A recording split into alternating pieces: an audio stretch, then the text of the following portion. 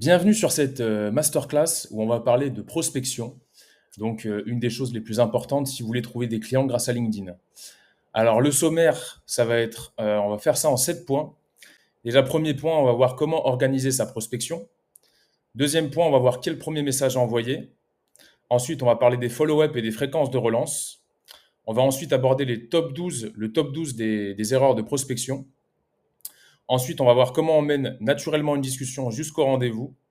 Et enfin, on va voir comment transformer LinkedIn simplement en un mini CRM et comment transformer un prospect énervé en un rendez-vous grâce à des vocaux.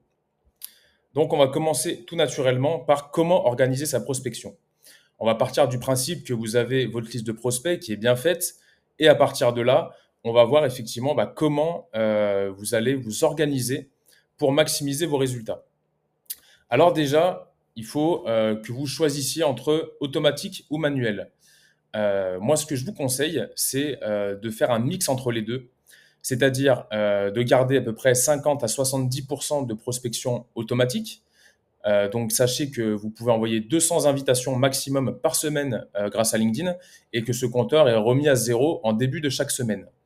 Donc, ce que je vous conseille, c'est de limiter par exemple à 130, 140 invitations sur votre logiciel de prospection automatisé, comme Wallaxy par exemple, et ensuite d'en garder une soixantaine en manuel. Pourquoi? Simplement parce que déjà, si vous mettez les compteurs au maximum, ça veut dire que si vous avez un prospect potentiel qui ne vous a pas ajouté sur LinkedIn, ce qui arrive très fréquemment, en général, les personnes vont vous suivre, mais rarement se connecter à vous, et bien vous n'allez pas pouvoir vous connecter à elles non plus. Et donc, vous allez potentiellement laisser passer une opportunité chaude de transformation de prospects en clients. Donc, très important déjà de changer ses quotas sur Wallaxy. Ensuite, une fois que vous avez changé vos quotas, là, effectivement, ce que je vous conseille, c'est de créer un document, une espèce de trame en fait, où vous allez pouvoir mettre l'ensemble de vos messages de prospection en fonction des scénarios possibles. Donc, ce que je vous conseille, effectivement, c'est d'imaginer différents scénarios, différents types de prospects. En fonction de vos activités, vous allez avoir différents types de profils. Par exemple, en ce qui me concerne, je vais avoir des prospects qui ont un profil qui n'est pas attractif, par exemple. Ou alors, je vais en avoir qui ont beaucoup d'abonnés et qui ne publient jamais. Ou alors, je vais avoir des profils de personnes qui publient beaucoup mais qui n'ont pas d'engagement sous leur poste, etc., etc. Donc, je me fais en fait ces différents profils et en fonction de ça, je vais écrire en fait des scénarios différents de prospection que je vais compiler au sein d'un document. Sachant que effectivement, si vous faites ça de manière manuelle, ce que vous ne pourrez pas faire en automatique, ça va être effectivement de rajouter un espace en fait dans vos messages pour contextualiser la demande et rendre ça beaucoup plus authentique et justifier le fait que vous fassiez ça en manuel. Sinon, si vous ne rajoutez pas de phrases de contextualisation, de points communs, de remarques que vous auriez fait sur le site internet de votre prospect, etc., autant rester tout en automatisé. Si vous avez du temps à dégager pour ça et que vous voulez justement avoir une différence entre les deux et ne pas vous en remettre uniquement à de la prospection automatisée, eh bien, je vous conseille de fonctionner comme ça, c'est-à-dire mettre 60%, 70% en automatique et laisser le reste en manuel en ajoutant vous-même vos prospects et en rédigeant vous-même vos propres messages de prospection. Donc, comment vous pouvez faire ça de manière optimale sinon? C'est vous allez séparer vos listes sur Wallaxy en deux groupes. Un groupe où vous allez en fait faire des messages automatisés, des séquences avec des relances automatisées, et un autre groupe beaucoup plus petit où vous allez uniquement faire visite du profil, suivi et ajout. Et comme ça, les personnes que vous aurez ajoutées, donc là, il faut bien effectivement que vous teniez cette liste à jour, comme ça, vous aurez votre liste, et là, après, vous allez pouvoir directement leur envoyer un premier message en manuel. Alors, quel premier message envoyer? C'est une question ultra importante parce que ça va être déterminant en fait à 70% de la réussite de votre prospection. Alors, il y a 5 types de messages, en tout cas moi que j'ai compilés, qui fonctionnent plutôt bien. Il n'y en a pas un qui est mieux qu'un autre, c'est vraiment en fonction de votre contexte, en fonction de votre goût aussi personnel.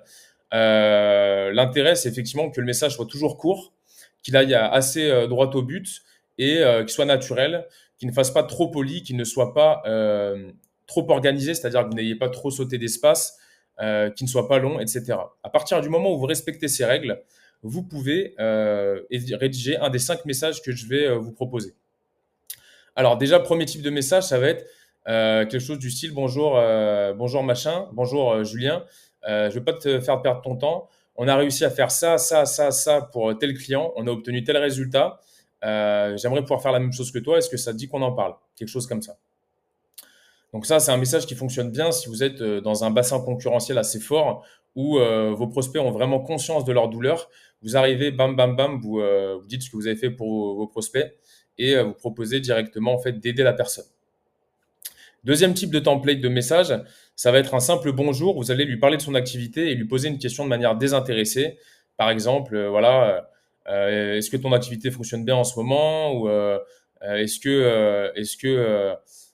arrives à faire ci, à faire ça ou comment ça se passe pour toi. Voilà, quelque chose d'assez simple. Faut pas trop, justement, le but de ce message-là, c'est de rester assez simple. Euh, Lui poser une petite question désintéressée, comment ça se passe pour toi en ce moment. Voilà. En général, ça fonctionne plutôt bien parce que la personne se dit bah ok, c'est pas forcément une personne qui veut me prospecter, en tout cas elle en a pas l'air, et donc ça peut désamorcer le fait de se sentir prospecté. Donc c'est vraiment à tester. Ensuite, troisième type de template, c'est lui proposer une ressource gratuite pour l'aider. Par exemple, salut machin, comme beaucoup de personnes dans ton cas, tu dois rencontrer cette problématique-là. J'ai créé une ressource totalement gratuite pour t'aider à faire ci sans telle douleur ou sans telle problématique. Est-ce que ça t'intéresse que je te l'envoie? Là, à ce moment-là, la personne va pouvoir vous dire oui ou non. Effectivement, vous rentrez directement dans le vif du sujet.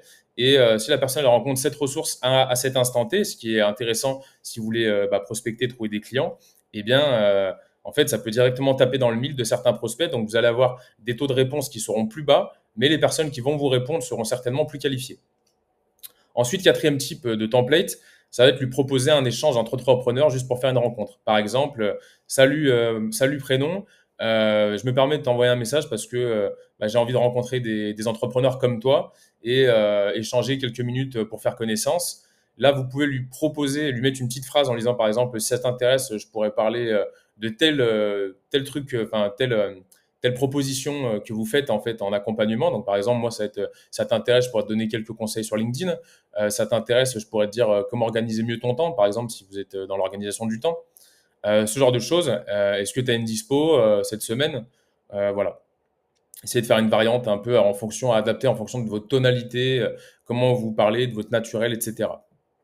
Et enfin, dernier template, lui demander pourquoi il a accepté votre demande de manière divertissante. Par exemple, merci de m'avoir ajouté. Du coup, je me pose une petite question. Réponse A, est-ce que tu m'as ajouté parce que si? Réponse B, parce que ça. Réponse C, parce que ça.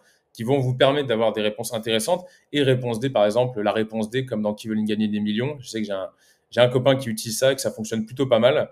Vous pouvez faire aussi, si tu m'as accepté parce que pour cette telle raison, tu peux taper 1.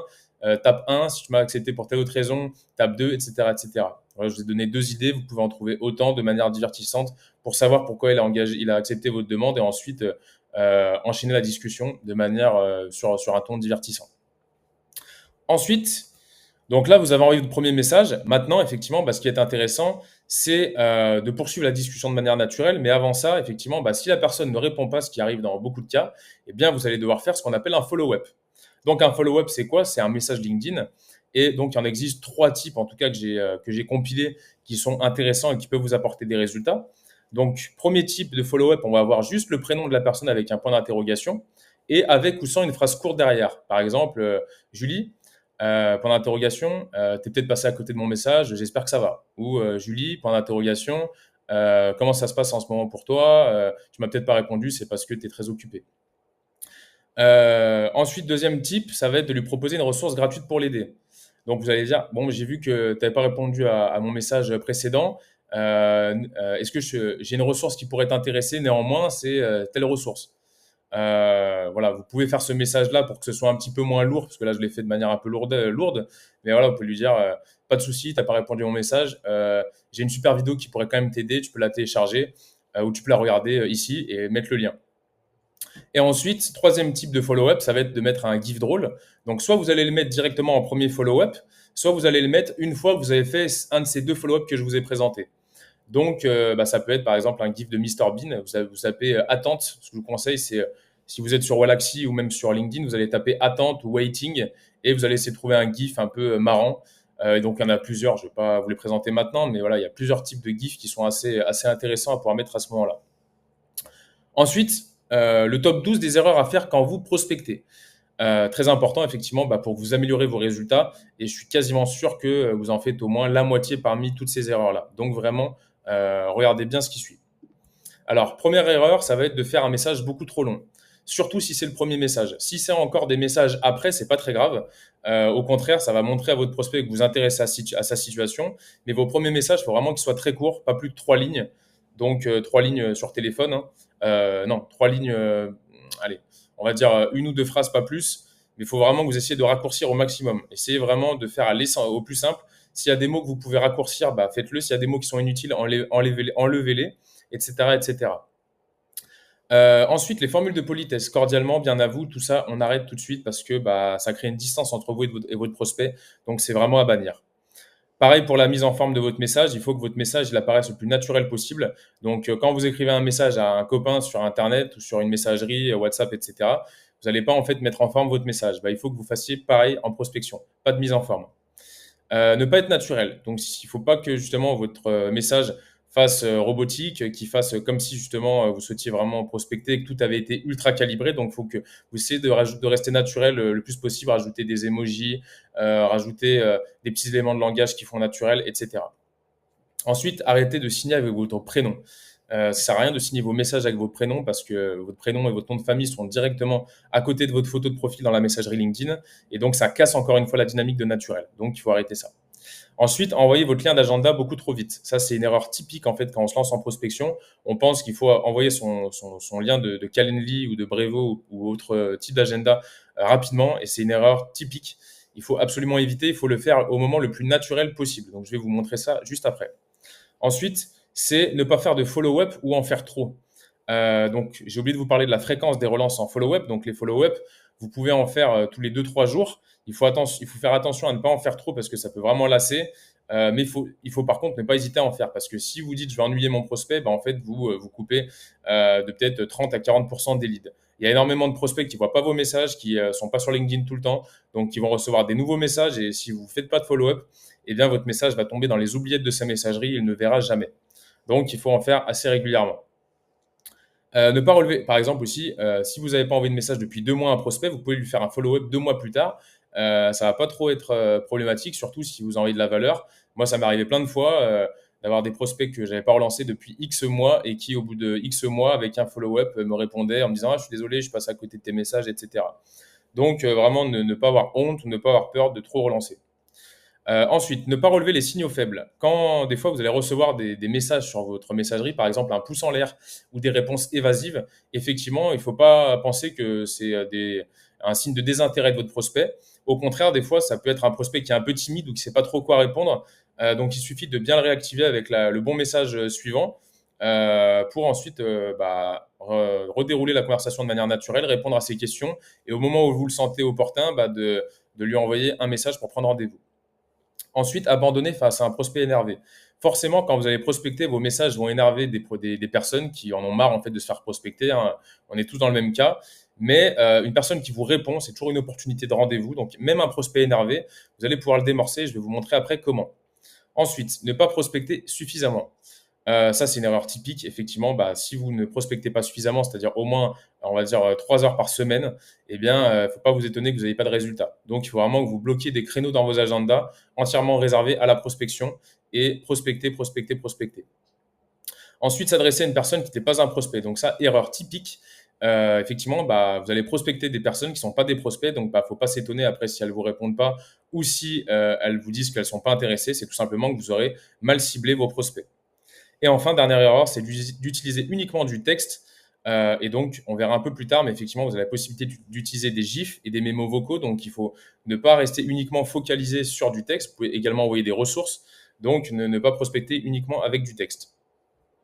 Ensuite, donc, on va aborder maintenant comment on mène naturellement une discussion jusqu'au rendez-vous. Alors, pour ça, déjà, premièrement, vous allez imaginer des scénarios qui vont susciter l'intérêt de votre prospect. Par exemple, votre prospect, il va vous répondre A, il va vous répondre B, il va vous répondre C. Et en fonction de ces types de réponses, vous aurez déjà prévu en amont ces réponses-là et vous allez donc les compiler au sein d'un document. Vous pouvez utiliser un Notion, vous pouvez utiliser un document Word si vous êtes, on va dire, de la vieille école, entre guillemets. L'important, c'est que vous ayez envisagé ces différents types de solutions et ces différents types de scénarios. Et par exemple, quand vous êtes en train de répondre à un prospect, si vous vous rendez compte que votre message, vous l'avez bien travaillé, qu'il est intéressant, qu'il correspond à un type de prospect, eh bien, vous allez pouvoir le mettre dans votre banque de messages pour le réutiliser une fois que la même situation se présentera à vous.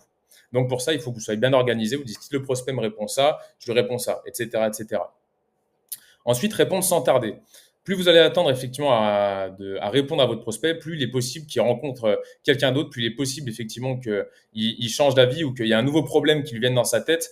Et donc, il faut répondre sans tarder. Vraiment, répondez le plus vite possible et ne laissez pas trop de temps. Si vous avez possibilité d'engager une discussion immédiatement et que la personne, vous voyez qu'elle vous répond, eh bien, vous restez concentré là-dessus et vous forcez justement à essayer de ne pas faire d'autres choses à côté, ou en tout cas, dès que la personne, elle vous répond, vous allez lui répondre le plus vite possible.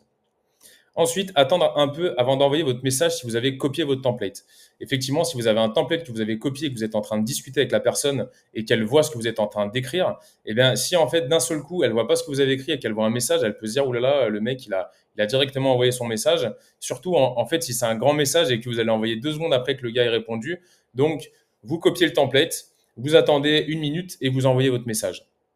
Ensuite, attendre que votre prospect parle d'une de ses douleurs pour lui proposer d'échanger sur cette douleur et d'autres assimilées au cours d'un rendez-vous. Donc, c'est ce que je vous disais. Effectivement, il faut attendre effectivement que votre prospect vous parle de ses douleurs. Donc, il faut que vous essayiez de mettre le doigt sur une de ces douleurs en fait au cours de la conversation. Et dès qu'il vous a parlé d'une douleur, et à ce moment-là, c'est le bon moment pour lui proposer d'échanger de vive voix au cours d'un rendez-vous. Donc là, vous allez dire, voilà, j'ai vu, effectivement, c'est une douleur que rencontrent beaucoup de personnes, tatati tatata. Vous allez expliquer pourquoi cette douleur-là. Et là, lui dire, écoute, ce que je te propose, c'est qu'effectivement, on en parle au cours d'un rendez-vous. Et donc là, à ce moment-là, vous allez lui mettre vous n'allez pas lui mettre directement le lien vers le rendez-vous à ce moment-là. Pourquoi? Parce que vous allez attendre son approbation pour lui envoyer votre lien d'agenda. C'est le dernier conseil. Donc, c'est effectivement, donc vous allez discuter avec lui et lui dire à un moment là, si tu veux, on en parle au cours d'un rendez-vous. Là, vous ne lui mettez pas votre lien Calendly, vous attendez effectivement qu'il vous dise oui, écoute, pourquoi pas. Et là, à ce moment-là, ok, super, tiens, je te laisse prendre ton rendez-vous ici. Et là, boum, vous lui balancez le lien Calendly. Une dernière astuce aussi que j'ai oublié, effectivement, donc astuce bonus, c'est effectivement plus vous pouvez envoyer vos messages en différents messages, au lieu d'envoyer des blocs de messages, mieux ce sera. Par exemple, ok, super, boum, j'envoie le message. Tiens, c'est mon lien d'agenda, boum, j'envoie le message. Tu veux, si ça t'intéresse, j'ai une ressource à t'envoyer, boum, message, etc. En fait, plus vous allez pouvoir envoyer différents messages, au lieu de tout compiler en un bloc de messages, mieux ce sera. Donc, voilà, à bien y penser. Et enfin, comment transformer facilement votre messagerie LinkedIn en un mini CRM. Donc là, je vais vous montrer tout de suite comment on fait sur LinkedIn. Donc c'est vraiment très très simple. Alors, il vous suffit d'aller ici sur une conversation, par exemple celle-là. On va prendre celle-là, voilà, au cas où. Donc là, c'est même pas un prospect, mais c'est lui qui me démarche. Vous allez cliquer sur les 3 petits points et vous allez mettre important. De cette manière-là, il y a une étoile qui va se mettre ici à côté de vos prospects qui sont importants. Et là, en fait, dans les filtres, vous allez pouvoir rapidement, en classant sur important, avoir uniquement les prospects ou les personnes les plus importantes qui pourraient devenir des prospects. Donc voilà, une astuce assez simple pour transformer rapidement votre messagerie LinkedIn en un mini CRM. Et enfin, pour terminer cette masterclass, comment transformer un prospect énervé en rendez-vous grâce aux vocaux. Donc ça, c'est une méthode que j'ai réussi à faire, on va dire 2 ou 3 fois depuis que je me suis lancé. Donc c'est assez gratifiant en plus quand ça arrive. Tout simplement, en fait, c'est à partir du moment où vous avez un prospect qui vous envoie un message énervé, il ne faut pas lui répondre par texte, il faut vraiment lui envoyer un vocal à ce moment-là, où vous allez en fait complètement rentrer en empathie avec lui en lui disant, écoute, je suis complètement désolé, je sais que ça doit être vraiment très relou de t'être d'avoir reçu ce message. Je suis vraiment désolé. Maintenant, voilà ce que je voulais te dire, c'est que tout simplement, moi, j'aide aujourd'hui des entrepreneurs qui sont dans ton cas à arriver à tel objectif. Je suis pas ici en fait pour te vendre du rêve. Je suis là ici en fait pour te donner des conseils qui pourraient vraiment t'aider. Et je pense qu'on est peut-être parti du mauvais pied, mais si tu me fais confiance et que tu acceptes qu'on discute de vive voix, peut-être que ça pourrait changer ton regard que tu as sur la manière que j'ai eu de t'aborder. Et effectivement, tu pourrais te rendre compte que on pourrait sans doute avoir une belle discussion et faire de belles choses ensemble. Et voilà. En tout cas, une espèce de message vocal comme ça. Donc là, je l'ai fait un petit peu en improvisation. Mais voilà, vous pouvez ne pas hésiter justement à envoyer un message vocal et peut-être plusieurs. Faites attention quand vous envoyez un message vocal. 3 choses. La première, c'est qu'il est limité à 1 minute. Donc faites attention à rester plutôt court.